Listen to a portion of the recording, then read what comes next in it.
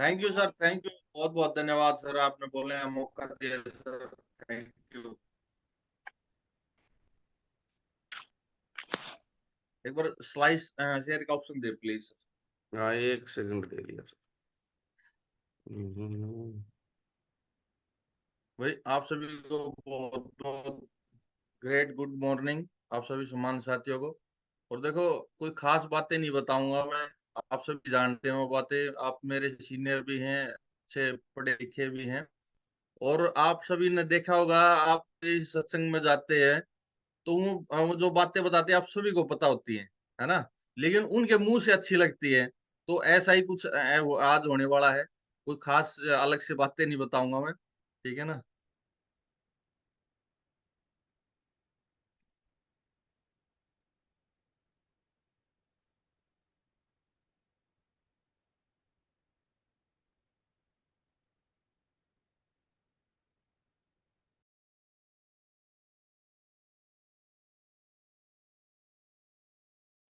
और आप सभी से एक रिक्वेस्ट और है भी, आप है ना नोट करने की आदत डाल ले प्लीज। बट ना डायरी पेन ले सकते हैं आप, या एक अच्छा रजिस्टर ले सकते हैं, उसमें ना नोट करें। देखो, बहुत सी ऐसी बातें होती हैं जो पहली बार हमारे सामने आती है, और फिर हम उसको नोट नहीं कर पाते ना, कहीं कहीं वो हम ये रहता है भाई हमने नोट नहीं किया। और आपको यकीन ना हो तो देखो, आपने कल क्या खाया था या परसों क्या खाया था आपको याद नहीं होगा।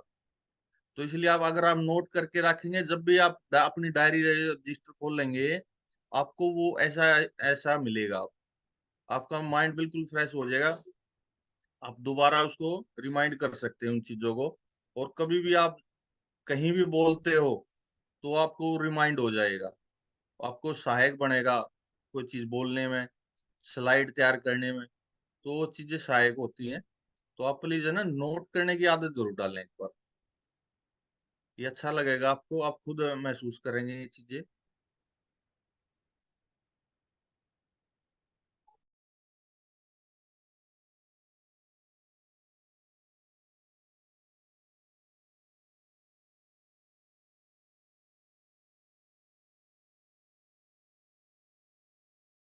गुरुजी नमस्कार।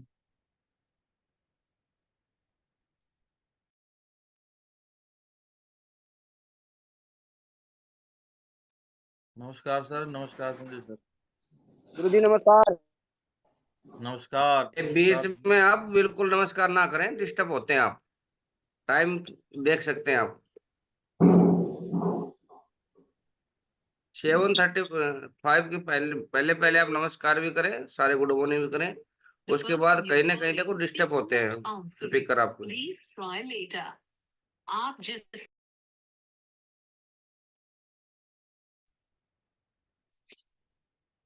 Good morning. जी तिलक सर, नहीं हो रही क्या? Good morning sir.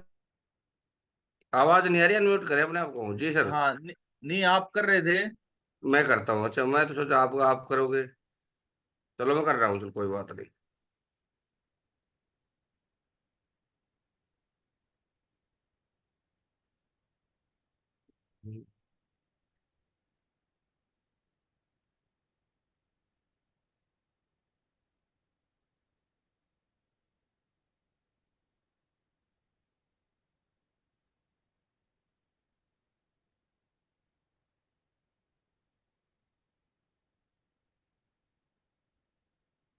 जी तिलक सर, दिखाई दे रहा है? जी बिल्कुल सर। जी थैंक यू सर। सर। और आप सभी सम्मानित और ग्रेट लेजेंड को सुप्रभात, नमस्कार। भाई आज का दिन बहुत ही अच्छा है, और एक अच्छे विचारों के साथ आप, एक बहुत ही फंटेस्टिक दिन है। तो नेक्स्ट करें सर, आप सभी का धन्यवाद। भाई, आपका सपना किसने चुराया? देखो, कोई भी एक छोटा बच्चा होता है ना, उसके बहुत सारे सपने होते हैं। और उसकी जो वो स्कूल में जाता है, कॉलेज में जाता है, कहीं ना कहीं उसके शादी होती है, बच्चे होते हैं, वो सपने कहीं ना कहीं उड़ते चले जाते हैं। तो वो सपने हमारे किसने चुराए? ठीक है ना। तो ये एक बहुत अच्छी बुक है, आप सभी पढ़ सकते हैं इसे। बर्क हैजेस जियो ने लिखी है। तो बहुत ही शानदार बुक है। इसमें A to Z चीजों को बिल्कुल बारीकी से लिखा लिखा गया है सर ने, और आप भी पढ़ सकते हैं। तो आज इस पे बात करेंगे भाई, हमारे सपनों को किसने चुराया है, और हम अपने सपनों को कैसे दोबारा उन चुराए हुए सपनों को निर्धारण कर सकते हैं, अपने जीवन में लेके आ सकते हैं। नेक्स्ट करें सर। आज जो हमारा सपना है वो पूरी कल्पना बन चुका है भाई। आज जो हमारा जो सपना है ना, बिल्कुल एक जो परियों की कहानी थी उसकी तरह बन गया है। परियों की कहानी होती है ना, इसलिए नहीं है कि ये वास्तविक नहीं था भाई। जो हमने सपने देखे थे वो वास्तविक नहीं थे, बिल्कुल वास्तविक थे। लेकिन कहीं ना कहीं वो चीजें, परिस्थिति ऐसी हुई, वो उड़ते चले गए सारे। इसलिए भी नहीं है कि ये बीते समय की बात है भाई, ये थोड़ी है हजारों साल पहले की बात है। हमने अभी कुछ ही साल पहले वो सपने देखे थे। और इसलिए भी नहीं है कि भाई उनको पाना संभव न हो। क्योंकि देखो, कोई भी, अगर आपने सपना, जितने भी आविष्कार हुए हैं, जो भी चीजें जिन लोगों ने हासिल की है, उन्होंने पहले सपना ही देखा है। और अगर हम निरंतर उस चीज पे मेहनत करते हैं, वो पाना उसको संभव है, कोई बड़ी बात नहीं। या फिर इसलिए नहीं कि हम उसे पाने के हकदार नहीं। भाई इतने गैर थोड़ी है हम, अगर भाई कोई चीज हम सपना देखे और पा नहीं सके, मेहनत नहीं कर सके, तो हम उसके पाने के हकदार हैं, 100% हकदार हैं। लेकिन क्या है, हम जाने अनजाने में अपना जो बहुमूल्य समय होता है, कौड़ियों के दाम पर बेचकर दूसरे लोगों को अमीर बनाने में लगे हुए हैं। उनको अमीर बनाने में, उनके सपने पूरे करने में लगे हुए हैं। वो एक बार क्या होता है, एक बिजनेसमैन होता है, वो कहता है, वो देखता है एक कर्मचारी को, वो मेहनत से काम कर रहा है। तो वो अपने मालिक की गाड़ी देखता है, तो वो कहता है, सर बहुत ही शानदार गाड़ी है, नो बहुत आप ऐसे ही काम मेहनत करते रहो, अगली बार इससे भी शानदार गाड़ी आएगी, मालिक कह रहे हैं अपने कर्मचारी को। तो वही बात है सर, कहीं ना कहीं हमारे सपने वहीं के वहीं खड़े हैं। लेकिन जो हमारे मालिक होते, बॉस होते हैं, उनके सपने ऑटोमेटिक हमारे माध्यम से पूरे हो रहे हैं सर। तो हमारे ये सपने सारे परियों की कहानियों के माफिक होते जा रहे हैं, हम उनको पूरा नहीं कर पा रहे। नेक्स्ट करें सर।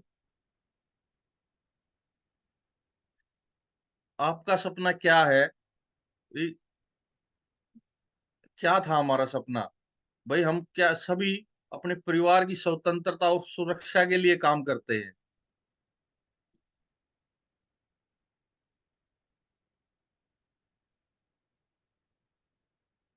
हम अपने सभी चाहते हैं भाई, हमारे पास, हमारे परिवार के पास आवश्यकता से अधिक समय हो, धन हो, हम अपनी मन मर्जी से काम कर सके, उस धन को प्रयोग कर सके।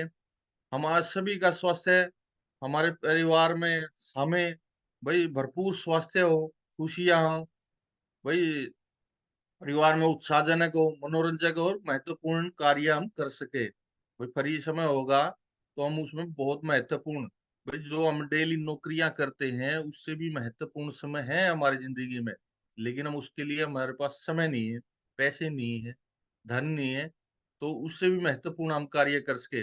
समय की मदद करते हो, दूसरे लोगों की मदद करना।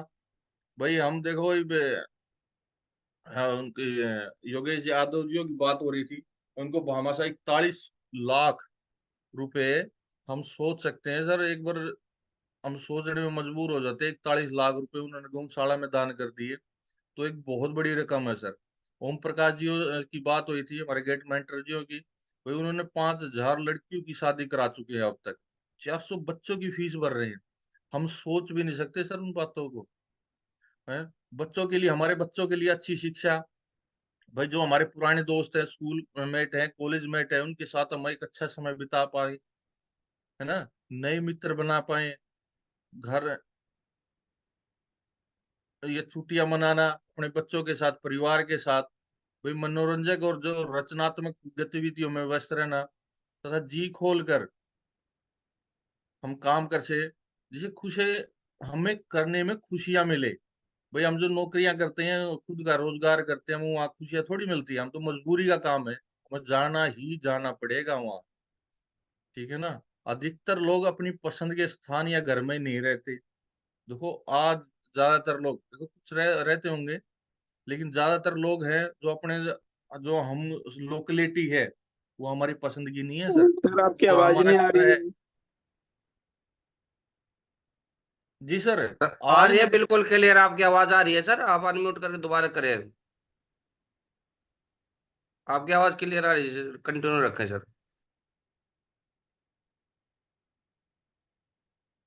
मैं बता रहा था, जो हम जिस लोकेलिटी में रहते हैं सर, वो हमारी पसंद की नहीं है। हम वहाँ मजबूरी में रह रहे हैं, क्योंकि हमारी जो आय है वो सीमित है। और ऐसे करने पर हमारी जो आय है अनुमति नहीं देती, हमारी मजबूरी है वहाँ रहना, उस लोकेलिटी में, उस घर में, जिसको हम ना चाह कर भी उसमें हमें मजबूर होकर रहना पड़ रहा है। जैसे तैसे करके हम अपनी पसंदीदा कार तो ले लेते हैं, लेकिन कई बार होता क्या है, हम लोन से या कैसे न कैसे करके अपनी पसंदीदा गाड़ी खरीद लेते हैं, लेकिन क्या होता है, वही हमारे उसमें घूमना फिरना सामर्थ्य से बाहर होता है, क्योंकि आप पता होगा भी पेट्रोल कितना महंगा है, गैस कितनी महंगी है। हमारी जो सीमित आमदनी के चलते हम अपने सपनों के साथ समझौता शुरू करना कर देते हैं सर। गौर किया जाए तो आज हम में से अधिकतर लोग समय को थोड़े में ही जीने के लिए, आप देखो, बहुत से लोग क्या है, अपने आप को एक दायरा बना लेते हैं। अपनी सीमित आय के कारण हम अपने आप को एक ट्रेनिंग दे चुके हैं, भाई हमारी सैलरी 20,000 रुपये है या 30,000 रुपये, 40, 50, 60,000 रुपये, 70,000 है, उसके अनुसार ही हम अपने आप को ढाल लेते हैं। ये हमारी मजबूरी है।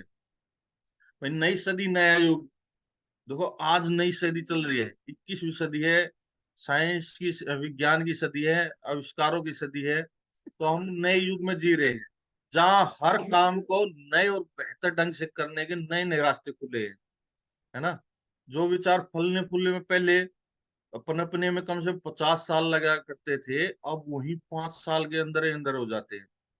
हमने देखा होगा जब रेडियो चली, जो उनके 5 करोड़ श्रोताओं तक पहुंचने में उनको 38 साल लगे थे, है ना।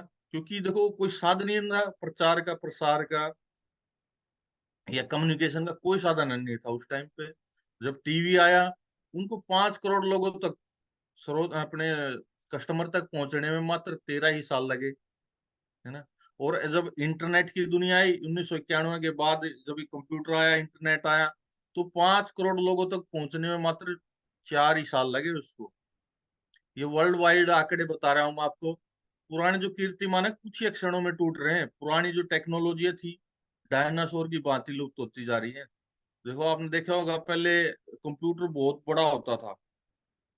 हाँ बिल्कुल, आप देखते हो लैपटॉप के माफिक आ गया, डेस्कटॉप आ गया, फिर उसके बाद लैपटॉप आ गया, और कहीं ना कहीं देखो हमारे फोन में भी सारी चीजें उपलब्ध हैं। वर्ष 1980 तथा 1990 से पहले वीडियो कैसेट और वीसीआर चलते थे, तो वो कितने लोकप्रिय होते थे। आप देखते हो कि आपने सभी ने देखा होगा। उसके बाद वो डीवीडी आ गई।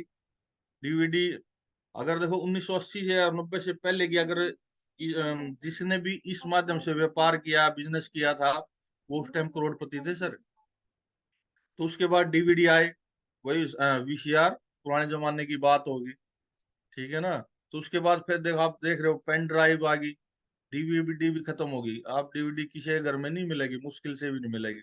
आप सारी चीजें आप पेन ड्राइव में रख सकते हो। और चिप में देखिए, छोटी सी चिप होती है, उसमें सारी आप डाटा स्टोर कर सकते हो। तो कितने, मतलब टेक्नोलॉजी ने कितना विस्तार किया है। और एक चीज और बता दूं मैं आपको, हमें खबर न होगी, हो सकती है, परंतु विश्व में किसी न किसी प्रयोगशाला में आज जो मौजूदा तकनीक है, उसको भी अलविदा कहने की जरूर टेक्निक चल रही होगी, भाई कैसे न कैसे इससे भी बेहतर चीज हम लोगों को प्रोवाइड करा सके, सुविधा दे सके। और ये जरूर चल रही होगी किसी न किसी प्रयोगशाला में। नेक्स्ट करें सर।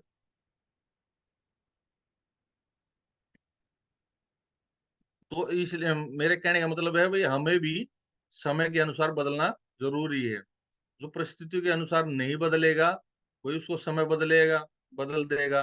तो और जब क्या होता है, जब समय के अगर अनुसार, भाव के अनुसार हम चलेंगे, हमारी मेहनत कम लगती है, ठीक है ना। जब बदलते कार्य क्षेत्र, भाई भविष्य पर तो परिवर्तनों की श्रृंखला है। यूट्यूब एक ही साल में गूगल को बिक गया था, आपको पता होगा। देखो यूट्यूब बहुत बड़ी कंपनी है, ये बहुत बड़ी संस्था है। आज करोड़ों अरबों वीडियो उसके ऊपर अपलोड होती होंगी। देखो ये गूगल ने ये नहीं सोचा था कि भाई मैं एक ही साल के अंदर वहां बिक जाऊंगा, लेकिन गूगल ने उसको अरबों डॉलर रुपए में उसको खरीद लिया। आज के समय में एक रोबोट सर 20-20 लोगों को कार्य अकेला कर लेता है। तो आप देख सकते हो इतनी 140 करोड़ की आबादी है सर। हमें रोजगार के साधन कहाँ उपलब्ध होंगे सर? आप ये चीज खुद सोच सकते हैं। देखो गवर्नमेंट जॉब है, गवर्नमेंट क्या कर रही है? उनको आउटसोर्स कर रही है भाई, उनको अनुबंधों पर रख रही है। प्राइवेट सेक्टर के माध्यम से लोगों को, एक व्यक्ति होता है उसके माध्यम से ही वो ठेकेदार के थ्रू गवर्नमेंट आजकल कर रही है, क्योंकि उनको पता है भाई एक जो 70,000 का आदमी है और ऐसे ही 10 आदमियों को 7-7 हजार रुपये में रख सकते हैं आउटसोर्स के माध्यम से। है परिणाम स्वरूप क्या होता है भाई जी? और जो ठेकेदार है वो अमीर होगा और अमीर होगा, जो गरीब आदमी है वो और गरीब होते जा रहे हैं। जो कॉलेज की डिग्रियां हैं, कॉर्पोरेट करियर माध्यम तथा लघु उद्योग, छोटी तथा बड़ी नौकरियां हमें रोजगार की बेरोजगारी की तरफ धकेल रही है। भाई देखो आज डे सर वो दोबारा शेयर करना प्लीज एक बार।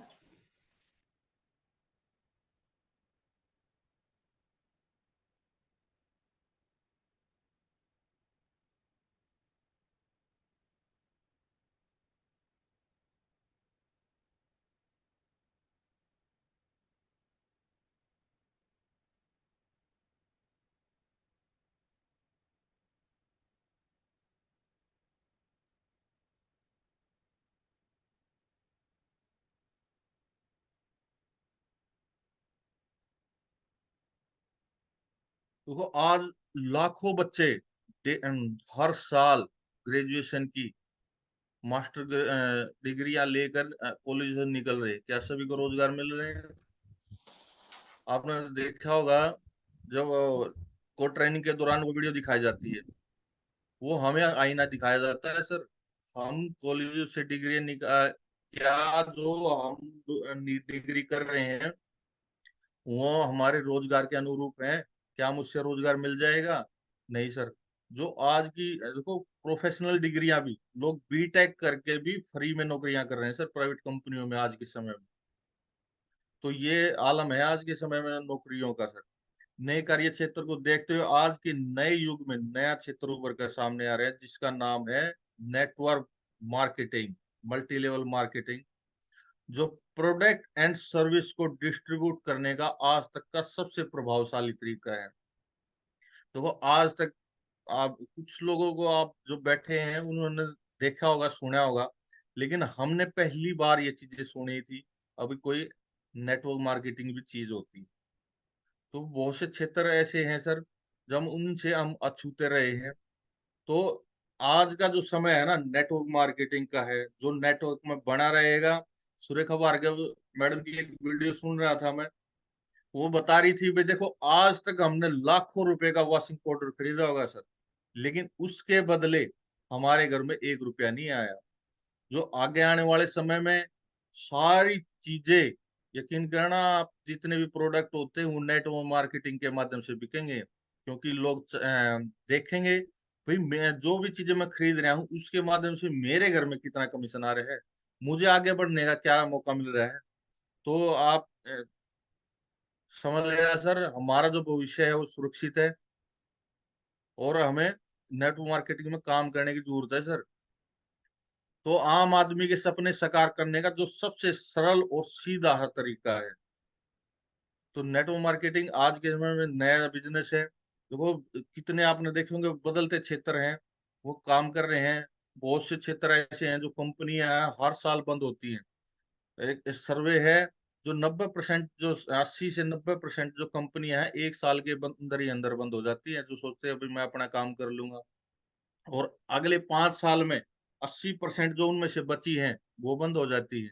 और अगले 10 साल में मात्र जो 5% जो कंपनियां बचती हैं भाई, जो आगे लगातार चलती रहेंगी, अगले सालों तक काम करेंगी सर। तो हमें बदलते क्षेत्र के साथ काम करने की जरूरत है और इससे बेहतर प्लेटफॉर्म में मिल नहीं सकता। नेक्स्ट करें सर।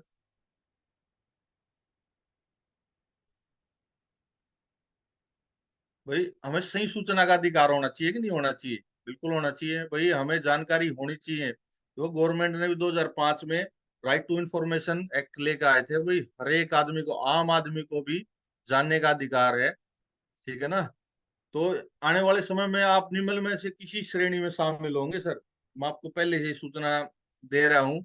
या तो आप इस नेटवर्क मार्केटिंग को कर रहे होंगे, सेफ शॉप के कर रहे होंगे, या अथवा औरों को करते देख रहे होंगे, किसी और को करते देख रहे होंगे, अपने रिश्तेदार को, अपने परिवार में से या अपने दोस्तों में से किसी न किसी को करते देख रहे होंगे।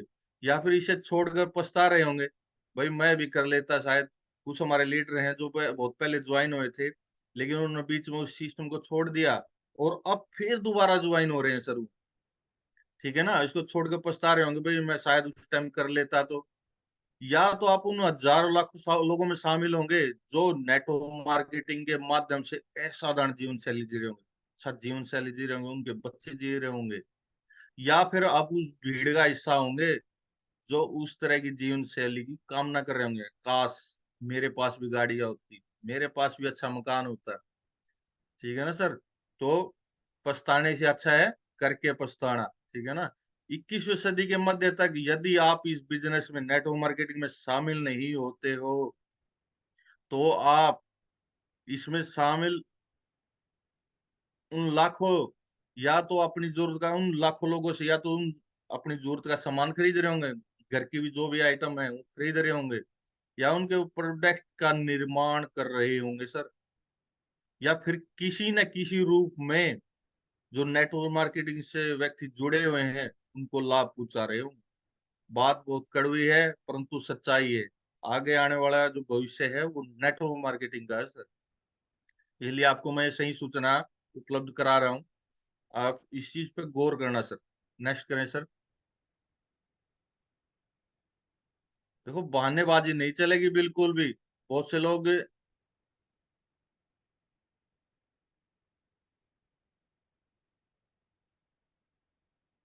एक सेकेंड, बहानेबाजी बिल्कुल नहीं चलेगी। बहुत से लोग नेटवर्क मार्केटिंग में शामिल होने से बचने के लिए बहाने ढूंढते रहते हैं, है ना? भाई ये मेरे पास समय नहीं है, ये मेरे मतलब की चीज नहीं है, मैं कोई नई चीज आजमाना नहीं चाहता, बिल्कुल होते हैं ना। भाई उसको कुछ करना ही नहीं हो तो कुछ भी बहाना बना सकता है वो, है ना?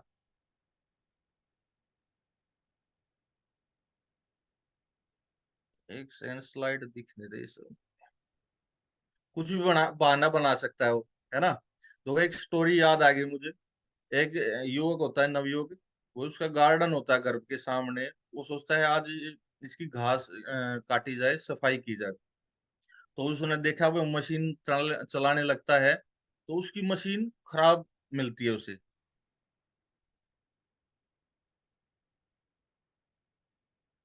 और मैं एक एक स्लाइड करके शेयर कर रहा हूँ, कोई दिक्कत नहीं, शेयर कर रहा हूँ मैं।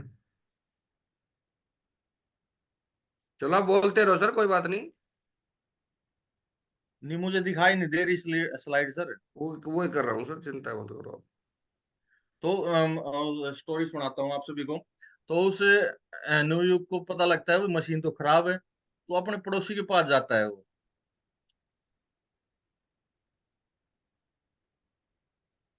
अब दिखाई दे रही है ना? जी बिल्कुल दिखाई दे रही है सर। हाँ, बड़ी कर देता हूँ इसको एक बार। नहीं, इतनी रहने दो, क्योंकि है ना फिर मुझे है ना साइड से दिखाई नहीं देती। हाँ हाँ, बिल्कुल बिल्कुल ठीक है। तो वो अपने पड़ोसी के पास जाता है, भाई दोस्त या जो भी उसको संबोधित किया होगा कि भाई वो आपकी मशीन दे दो और मुझे अपने उसकी गार्डन की घास काटनी है। तो पड़ोसी का मन नहीं था मशीन देने का, तो क्या करे फिर? वो कहता है भाई, भाई साहब मेरी बीवी है ना खाना बना रही है, मैं आपको मशीन नहीं दे सकता। बोले यार कमाल की बात है, आपकी बीवी खाना बना रही है और मैं मशीन नहीं दे सकता, इसका क्या संबंध है? नो भाई मेरी मशीन में कुछ भी बहाना बनाऊं, तुझे क्या मतलब इस चीज से? ठीक है ना? तो भाई ऐसे ही सर इस नेटवर्क मार्केटिंग में है, बहुत से लोगों के बहाने भी ऐसे होते हैं जिनका कोई तुक नहीं होता, है ना? तो ये चीजें हैं सर। नेक्स्ट करें सर। वो ये नहीं है सर, अगली स्लाइड है वो। तो जो भी नेटवर्क मार्केटिंग मेलम से बचने के बहाने ढूंढ रहे हैं, यदि आपके पास सर देखो, एक बात बता देता हूँ, अगर आपके पास आजीवन, सर मुझे है ना ये दिख नहीं रहा, एक सेकंड, अब तो दिख क्लियर गया आ रहा सर, था। कोई नहीं, ठीक है। यदि आपके पास आजीवन, जीवन भर खत्म न होने वाला जितना धन है, तथा उसका उपयोग, उसको कंज्यूम करने के लिए समय और स्वतंत्रता है, आजादी है, तो मैं आपको कहता हूँ सर, आपको नेटवर्क मार्केटिंग में, इस बिजनेस में आने की कोई जरूरत नहीं, कोई आवश्यकता नहीं है। आप अपने आप को एनालाइज कर सकते हैं, क्या भाई मेरे पास इतना पैसा है जो कभी जिंदगी भर खत्म नहीं होगा, क्या उसका, और उसको उपभोग, उसको कंज्यूम करने का के लिए इतना समय है भाई, मैं, मेरे पास वो आजादी है, तो आपको इस बिजनेस में आने की कोई जरूरत नहीं है सर।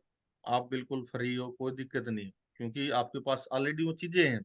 यदि आप इस तरीके से सोच रहे हैं कि यहाँ पाने के लिए बहुत कुछ है, वहाँ होने के लिए कुछ भी नहीं है, तो इसको करने के लिए आज से बेहतर समय तो आपके जीवन में कभी नहीं आएगा दोस्तों। यदि आप इस बिजनेस में शामिल होने का निर्णय ले चुके हैं, तो भविष्य इस निर्णय की, आपकी बुद्धिमत्ता की गवाही देगा।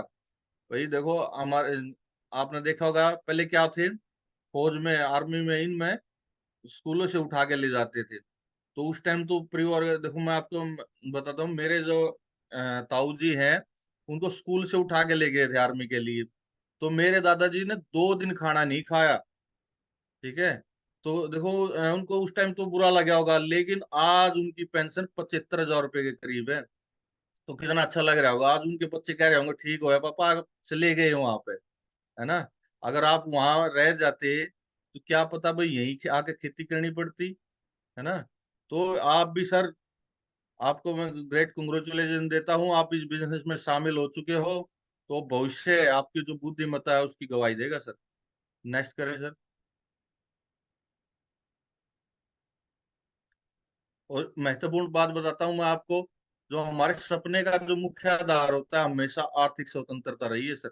पैसा ही एक एकमात्र हमारी जरूरत है, ये हम सभी जानते हैं, परंतु फिर भी हम सभी को पैसा ही चाहिए। हमारे समाज में जो चीज पैसे से खरीदी जा सकती है वह है स्वतंत्रता। भाई आप स्वतंत्र रह सकते हैं भाई, अगर हमारे पास है, पैसा है, हमें जरूरत नहीं होगी हमें 10 से 9 से 5 हम नौकरियां करेंगे। हम जो रोजगार, सब रोजगार कर रहे हैं, सर्दी में हम वहाँ रेडी लगाएंगे, हमें खड़ा होना पड़ेगा वहाँ। पैसे से हॉस्पिटल तथा स्कूल कॉलेजों का निर्माण होता है सर। गवर्नमेंट के भी पास भी अगर पैसा नहीं होगा, तो बताओ कहाँ से हॉस्पिटल बनाएंगे, लोगों की जन सुविधाएं के लिए कोई भी या कॉलेज खोल सकते हैं, ठीक है जी। पैसों से ही अच्छा भोजन तथा तन ढकने का कपड़ा मिलता है, आप सभी समझदार हो सर। आज के समय में आप पैसे से अच्छी सेहत भी खरीद सकते हैं। भैया आप, बहुत से लोग क्या कहते हैं सर, पैसा ही सब कुछ नहीं है ना। भाई क्या लेके आए थे, क्या लेके जाएंगे, भाई आपका वो होना हो, ऑपरेशन होना हो, और आप हॉस्पिटल में लेटे हो, डॉक्टर को आप कह दो सर क्या लेके आए थे, क्या लेके जाओगे, डॉक्टर होगा इसको उठा के बाहर फेंक दो ठीक है ना। तो सर पैसे से आप अच्छी सेहत भी खरीद सकते हो, ठीक है। बीमा के आंकड़े पर अगर नजर दौड़ाएं, तो आपको पता चलेगा बहुत से भारतीयों के पास सर स्वास्थ्य बीमा भी नहीं है। ऐसे लोगों को दिवालिया बनाने के लिए सिर्फ एक बीमारी और एक दुर्घटना काफी है। देखो बहुत से, आप लोगों को पता होगा सर, देखो हमारे घर में कोई बीमारी आ जाती है, कोई बड़ी, कोई एक्सीडेंट हो जाता है, तो उस पर लाखों को रुपए खर्च हो जाते हैं कई बार, और हमारी उस आमदनी के अनुरूप नहीं होती सर। तो हमें दिवालिया बनाने के लिए एक बीमारी, एक दुर्घटना की जरूरत होती है बस। हमारे पास कोई ऐसा साधन नहीं होता, कोई इमरजेंसी में कोई वो खर्चा आ गया, उसको हम सहन कर लेंगे। तो इन चीजों पर हमने गहनता से सोचने का विषय है। डॉक्टर के अनुसार आवश्यकता से अधिक क्रोध, चिंता, डॉक्टर कहते हैं भाई अगर आवश्यकता से अधिक आपको क्रोध आ रहा है, चिंता है, तनाव है, तमाम बीमारियों की जड़ है तनाव। इन सभी क्रोध की, चिंता की, जो जो हमारी टेंशन रहती है ना, इनकी सब की बीमारियों की जड़ है। तथा क्रोध, चिंता एवं तनाव पैसे की तंगी के इस कारण आता है, उत्पन्न होता है। आप सभी को पता होगा, एक स्टडी के अनुसार एक साधारण व्यक्ति की तुलना में साधन संपन्न जो व्यक्ति होता है, वो बेहतर, अधिक स्वस्थ रहता है, बेहतर जीवन जीता है। आप सभी जानते हैं इस चीज को, लोग कहते हैं कि भाई पैसे से खुद ही खुशियां नहीं खरीद सकते हम, है ना। अगर आपको इस चीज को देखना है ना सर, जो कि अभी होली आती है या दिवाली आती है, आप गरीब बच्चे को देख लेना और एक अमीर के बच्चे को देख लेना सर, किसके चेहरे पे खुशियां होगी। एक बच्चा मांग रहा है पापा पटाखे दिला दो, लेकिन उसकी जेब अलाउ नहीं कर रही है, और एक वो देख रहा है अमीर के बच्चे के उसके पास पॉलिथीन भर के पटाखे हैं। तो सर आप ये चीज इग्नोर नहीं कर सकते, भाई पैसे से खुशी नहीं खरीद सकते सर। नेक्स्ट करें सर। देखो आपकी आय के विकल्प क्या क्या है। भाई नौकरी कर सकते हैं हम, है ना। भाई नौकरी पर आपको 10 से 5, 9 से 5 जो भी आपका ड्यूटी शेड्यूल है, आपको 100% जाना ही जाना पड़ेगा सर। स्वरोजगार है, बारिश हो, धूप हो, छांव हो, आपको वहां जाना ही जाना पड़ेगा सर। है तो आप, भाई आपके पास भाई 40-50 लाख रुपए हैं जिनको आपको देखने की जरूरत नहीं है, तो आप फ्रेंचाइजी खोल सकते हो। ठीक है ना, किसी भी कंपनी की, संस्था की आप फ्रेंचाइजी ले सकते हो। तो आप निवेश कर सकते हो। निवेश के लिए भी अगर आप मान लो बैंक में ही आप जमा करते हो 10 लाख रुपए या 50 लाख रुपए, आप देखो आज गवर्नमेंट ने और भी कम कर दिया, 3.5% के कुछ के परसेंट सेविंग देती होंगे गवर्नमेंट। ठीक है ना। या फिर रॉयल्टी इनकम है। रॉयल्टी इनकम, देखो आप कोई संगीतकार नहीं है, मुझे तो लगता नहीं कि आप में से कोई संगीतकार होगा। भाई कोई क्रिकेटर होगा या फिर कोई यूट्यूबर होगा, ऐसा होगा जिसने कोई कोई अच्छा गाना गा दिया हो और यूट्यूब पर अपलोड कर दिया हो, जिसके माध्यम से लगातार पैसे आते रहेंगे। तो ऐसा कोई भी हमारे साथ, ये रोजगार के आय के विकल्प हमारे पास। मल्टी लेवल जो मार्केटिंग है हमारे पास सबसे अच्छा आय का साधन है, विकल्प के रूप में आज 21वीं सदी के रूप में सबसे अच्छा साधन है। तो इसको आज अपने को बेहतर कर सकते हैं सर। नेक्स्ट करें सर।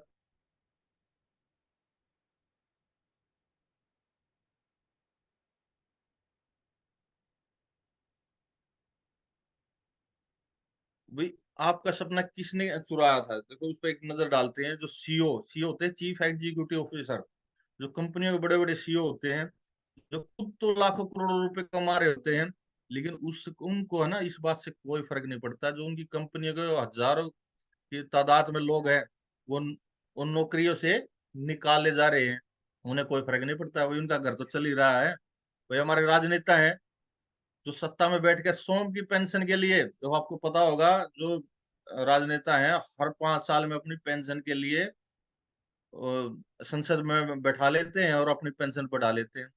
सोम के पेंशन और भत्ते निर्माण करने में लगे हुए हैं। उनकी काली करतूतों की वजह से देश दिवालिया होता जा रहा है, इससे उनसे कोई मतलब नहीं है। भाई लोगों को योजनाओं के लिए पैसा कहाँ से आएगा, उन्हें कोई मतलब नहीं है। वह ठेकेदारों के माध्यम से क्या घोटाला करते रहते हैं, आप सभी को पता है। बड़े बड़े जो कॉर्पोरेट्स हैं, बिजनेसमैन हैं, जो हजारों श्रमिकों के जो वहाँ काम कर रहे हैं, उनकी पेंशन योजना को समाप्त कर मुट्ठी भर जो उनके मुख्य प्रबंधक जनरल मैनेजर वगैरह होते हैं, उनको करोड़ों के स्टॉक ऑप्शन देते हैं। भाई आप उनको स्टॉक में पैसा लगा सकते हैं। और जो उनकी सेवानिवृत्ति के जो रिटायरमेंट के पैकेज है उनको उपलब्ध करा रहे हैं, लेकिन वो अपने नीचे वाले को किसी को भी उपलब्ध नहीं कराते ये चीजें। हमारे जो मित्र और सगे संबंधी होते हैं, जो कहते नहीं थकते, एक छोटी सी नौकरी से अच्छी क्या चीज है। हमेशा हमें कहते रहते हैं, बेटा एक छोटी नौकरी लग जा, चपड़ासी की लग जा, है ना। जो हमारे रिश्तेदार हैं, सगे संबंधी हैं, वो हमारे पीछे लगे रहते हैं। हैं तो जसवीर, कल वो जसवीर जी की वीडियो देख रहा था, उनकी वाइफ है और उनके जो जीजा जी हैं वो कह रहे थे, भाई तेरे लिए क्या ना गार्ड की नौकरी ढूंढी है तो ठीक रहेगा। भाई 8,000 रुपये मिलते हैं, कम से कम ना करने से कुछ करने से तो अच्छा है। जो हमारे जीवन से निराश अध्यापक होते हैं, वो बच्चों को सिखाते रहते हैं, बेटा शिक्षा ही एकमात्र उद्देश्य है जिससे आप अच्छी नौकरी प्राप्त कर सकते हैं, है ना। भाई हमारी जो एजुकेशन सिस्टम है, 1836 के करीब जो लॉर्ड मैकाले हैं, उन्होंने जो हमारे एजुकेशन पॉलिसी को बनाया था, उनका उद्देश्य मात्र ये एक ही था, भाई कैसे हम एक अच्छे क्लर्क और भाई क्योंकि देखो उनको क्या करना था, अंग्रेजों को क्या चाहिए था भाई, जो उनका कार्यभार चीजें संभाल सके, देख सके, एक अच्छे कलर को की जरूरत थी उनको। एक ये नहीं था वो हमारे ऊपर कोई राज करे। तो जो एजुकेशन पॉलिसी है सर, वो उस दिन से चली आ रही है लॉर्ड मैकाले के टाइम से। तो हमारी एजुकेशन पॉलिसी भी हमें ये बताती है, नौकरी करो, नौकरी करो, नौकरी करो, अच्छी नौकरी करो। या फॉर्चून जो 100 कंपनियां हैं जो अरबों रुपए का कर्ज लेकर एनपीए में डाल रहे हैं, नॉट प्रॉफिट अकाउंट। तो वो बहुत सी कंपनियां क्या होती हैं अरबों रुपए का। देखो आप अगर लोन लेने जाओगे, आपसे हजारों क्वेश्चन पूछ लिए जाएंगे अगर आपको 10,000 रुपये का लोन चाहिए आपको किसी चीज पे। लेकिन जो ये फॉर्चूनर कंपनियां होती है, टॉप कंपनियां होती है, इनको कुछ दिखाने की जरूरत नहीं है इनके पास। इनको वो पैसा फेंकते हैं और करोड़ों रुपए का लोन ले लेते हैं उनके माध्यम से। और गवर्नमेंट भी क्या करती है, जब ये कर्ज नहीं चुका पाते तो उनके एनजीओ वगैरह में पैसे डाल देते हैं, और उसको बट्टे खाते में, एनपीए को बोलते हैं बट्टा खाता, जो गवर्नमेंट के घाटे में दिखा दिया जाता है। ठीक है ना। मतलब कितना झोल है इन चीजों में। आपको पता होगा भी नीरव मोदी इतने करोड़ रुपए लेके भाग गया, गवर्नमेंट ने क्या किया, उन पैसे को एनपीए में डाल दिया। वो बोझ किसके ऊपर आएगा, आपके और हमारे ऊपर आता है सर। लेकिन हम उस चीज को महसूस, गवर्नमेंट क्या करती है भाई, 30 पैसे 40 पैसे पेट्रोल में बढ़ा देगी, वहां से उस चीज को अरेंज कर लेगी। भाई तेल कंपनियां हैं जो अपने डिस्ट्रीब्यूटरों पर तेल महंगे होने का आरोप ठोककर करोड़ों प्रतिदिन कमाती है ना। तो तेल कंपनियां क्या बोलती है, अंतरराष्ट्रीय मार्केट में तेल महंगा हो गया है तो भी अपने पैसे बढ़ा देती है। वितरण और बिक्री उत्पाद की कीमतें बढ़ती हैं। आज प्रतिदिन 3-5 हजार विज्ञापन हम पर जबरन थोपे जाते हैं, है ना। भाई हम डेली हम जब हैं तो कोई ना कोई विज्ञापन चल रहा होता है। जो बहुत से जो मेन टीवी चैनल है, रात को 9 बजे तक वो लगभग 90% जनता तक अपने विज्ञापन पहुंचा देते हैं। तो है ना, आपने देखा होगा भाई, डेली कितनी ऐड आती। वो हमारे पर जबरदस्ती अपनी प्रमोशन कर रहे हैं सर, वो अपने उत्पादों को वितरण के लिए और बिक्री के लिए। तो हमारी संस्था क्या करती है, डायरेक्ट सेलिंग संस्था क्या करती है, जो भी प्रोडक्ट है, विज्ञापन कौन कर रहे हैं सर, हम कर रहे हैं। उसकी प्रमोशन कौन कर रहे हैं, हम कर रहे हैं। जो वो पैसा होता है हमारे बीच और आपके बीच बढ़ता है सर। 80-20 का नियम, 80-20 नियमानुसार दुनिया भर के किसी भी क्षेत्र में 20% लोग 80% काम को पूरा करने के लिए 80% का लाभ का हकदार होते हैं सर। भाई जो भी देखो 20% लोग कहते हैं भाई क्यों अमीर हैं, क्योंकि वो अपने काम का 80% पूरा करते हैं। और भाई उसका लाभ का हकदार कौन होंगे, वही होंगे। जबकि जो बाकी हिस्सा बचा हुआ है 20% ही आता है। और वो 20% लोगों के अच्छे में सिर्फ 20% आता है। जो काम नहीं करेंगे तो उनको क्या आएगा सर। नेटवर्क मार्केटिंग में भी लोग स्कूल कॉलेज की तरह भी यहाँ भी असफल होते हैं। इसमें कोई बड़ी बात नहीं है सर। देखो यहाँ भी एक रेशो है, काम करता है भाई इतने लेकिन सर जो लगातार चलता रहा वो 100% काम होगा। क्योंकि किसी फील्ड का जो सक्सेस रेशो है वो देखा जाता है सर। हमारे यहाँ कोई ये नहीं है, वैकेंसी नहीं है भाई, एक वैकेंसी है, दो है, तीन है। यहाँ अनंत वैकेंसी है सर। आप यहाँ से सभी जितने भी पैनल में मौजूद हैं सभी डायमंड बन सकते हो। लेकिन आपको लगातार चलना पड़ेगा सर। नेटवर्क मार्केट की ताकत के बारे में बताता हूँ सर। तो आज बैक करें सर, बैक बैक।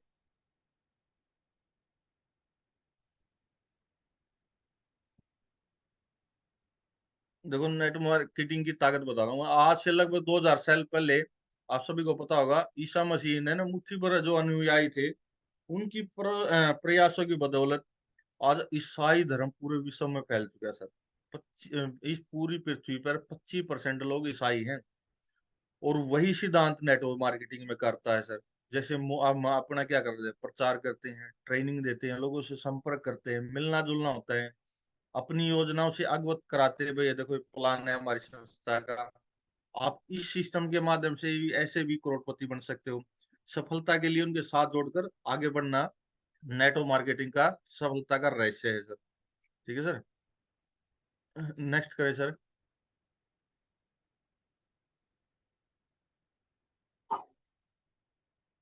तो नेटवर्क मार्केटिंग का इतिहास को और गौर करते हैं। देखो सबसे पहले है ना, उत्तरी अमेरिका में 16वीं शताब्दी में यंकी पेडलर थे जो घूम घूम कर शहर और घरों में मोमबत्तियां और बर्तन बेचते थे सबसे पहले। ये नेटवर्क, और वो उसके बदले उनको कमीशन मिलता था। ऐसे ही 18वीं शताब्दी में पहली network marketing company Sears and Roebuck की स्थापना हुई थी, जिसमें रिचर्ड सीयर्स ने की थी।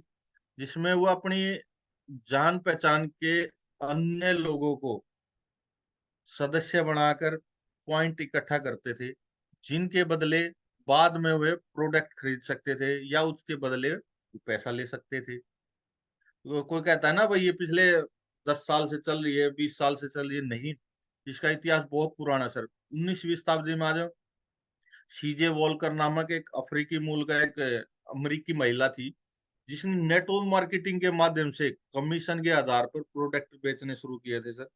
और उसने क्या किया, देखा उसने भाई ऐसे हम नहीं बढ़ा सकते अपने काम को, तो उसने अपने अलग अलग शहरों में पर्सनैलिटी डेवलपमेंट के कोर्स कराने शुरू किए, उनको ट्रेनिंग देनी शुरू करी। तो उसकी बदौलत सर 1917 में उसके साथ करीब 20,000 से ज्यादा लोग जुड़ चुके थे, आईपीओ बन चुके थे। तो ये चीजें गिनीज बुक ऑफ वर्ल्ड में रिकॉर्ड है। भाई जो सर्व पहली महिला थी जिसने खुद के माध्यम से सबसे धनी, अमेरिका की धनी महिला बनी थी वो, तो आज भी वर्ल्ड रिकॉर्ड में उसमें नाम, गिनीज बुक में नाम दर्ज है इसका सर। तो ऐसे ही 1940 के लगभग कैलिफोर्निया में एक विटामिन नाम की कंपनी थी, उन्हें भी मल्टी लेवल मार्केटिंग में अच्छा काम किया। लेकिन सर आज पूरे वर्ल्ड में हजारों एमएलएम कंपनियां हैं जो दमदारी के साथ काम कर रही है। आज के समय में नेटवर्क मार्केटिंग का $100 अरब का बिजनेस है सर। सबसे बड़ा जो इसका बेताज बादशाह है सर आज के समय में अमेरिका है, चाइना है, जो नेटवर्क मार्केटिंग में बहुत बड़ा काम कर रहे हैं सर। हमारे यहाँ तो मुश्किल से मुश्किल 1 से 2% है। जो फॉर्चूनर फॉर्चून कंपनियां होती है, जो टॉप कंपनियां होती है, जो 500 कंपनियां हैं, जरा स्टॉक एक्सचेंज में भी हमारी जो नेटवर्क मार्केटिंग कंपनियां वो शामिल है आज के समय में। और वारेन बफेट जी हैं जो दुनिया के सबसे अच्छा इन्वेस्टर माना जाता है, सबसे नंबर 1 है इस टाइम पे। उनकी खुद की भी 3 एमएलएम कंपनियां हैं सर आज के समय में। भाई वो अगर कोई कह दे भाई सर ऐसा नहीं हो सकता, देखो 3 एमएलएम कंपनियां हैं वारेन बफेट की, आप गूगल पे भी सर्च कर सकते हो सर इस बात को आप। नेक्स्ट करें सर। जल्दी जल्दी बोल सर, टाइम। डुप्लीकेशन का सिद्धांत। भाई डुप्लीकेशन हमारे सिस्टम में, नेटवर्क मार्केटिंग में सबसे अच्छा काम करता है। डुप्लीकेशन क्या होता है, दोहराना अथवा नकल करना। देखो मैं आपसे एक क्वेश्चन पूछता हूँ, भाई आप अगले 3 साल तक 2 लाख रुपए पर महीना, अगले महीना फिर 2 लाख रुपए पर महीना वो लेना चाहेंगे, या 1 रुपया महीना? जैसे मैंने इस महीना 1 रुपया लिया, अगले महीने 2 रुपये लिए सर, उससे अगले महीने 4 रुपये लिए, तो आप खुद गणना करोगे सर। जो 12 महीने की यानी 1 साल की जो सैलरी होगी वो भी 2,048 रुपये मिलेंगे मात्र। और आप कहोगे सर यहाँ तो 24 लाख रुपए मिल रहे हैं सर मुझे, मैं तो जो 2 लाख रुपए महीना मिल रहा है वो चूज करूंगा। आप सभी यही सोच रहे होंगे, लेकिन आप इसकी गणना कर।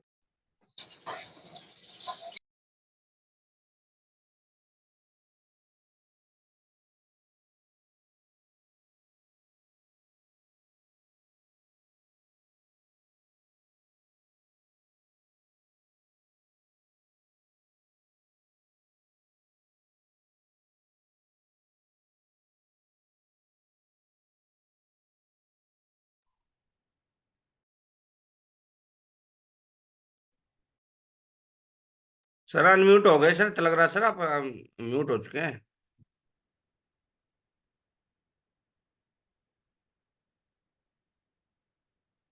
जी सर, देखो सभी आप सोच रहे होंगे भाई मैं तो 2 लाख रुपए पर महीने वाला ऑप्शन चुनूंगा, है ना। अब भाई अगले 3 साल तक पर महीना 2 लाख 2 लाख, 72 लाख रुपए बैठते हैं सर, है ना। तो और लेकिन 1 रुपए महीना, और वो हर महीने डबल हो रहा है।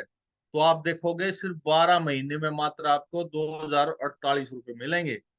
आपको लगेगा ये कोई आमदनी है सर, वहां मुझे 24 लाख रुपए मिल रहे हैं सर, आप मुझे 2048 रुपए दे रहे हो बस। लेकिन आप इसकी गणना करोगे अगले 3 साल तक, आपको जो आंकड़े आएंगे वो हैरान कर देंगे सर। आप अपने लेवल पे गणना करके देखना इस चीज को।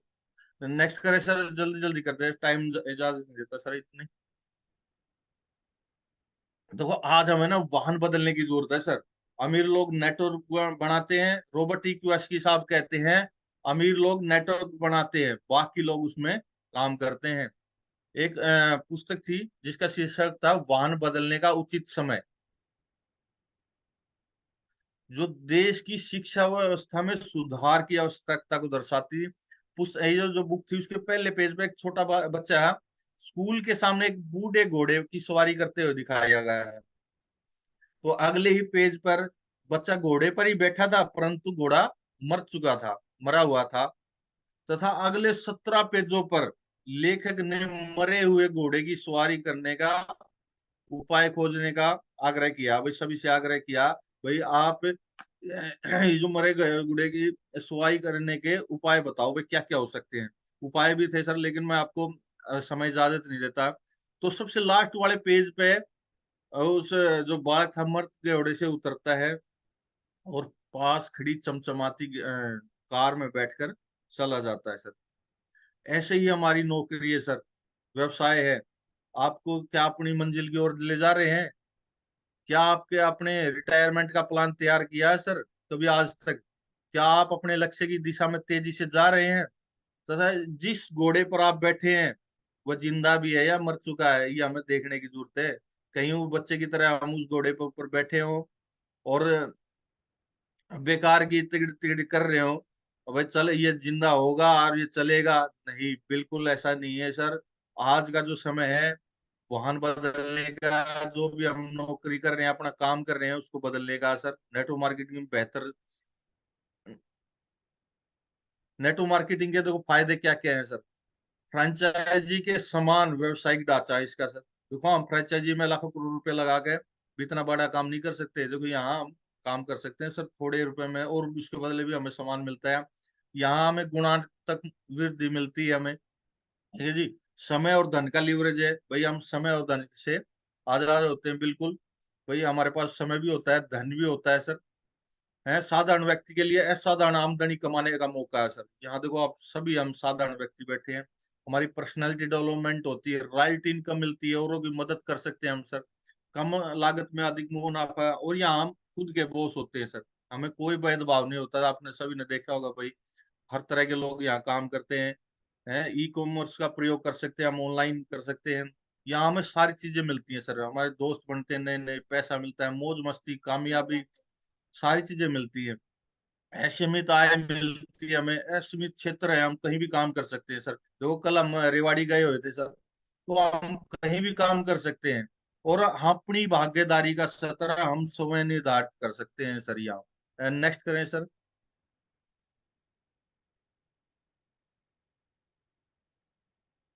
और थैंक यू सर, आपने बोलने का मौका दिया, बहुत बहुत धन्यवाद सर। और आप सभी का भी बहुत बहुत धन्यवाद, आपने मुझे सुना, इतनी देर झेला।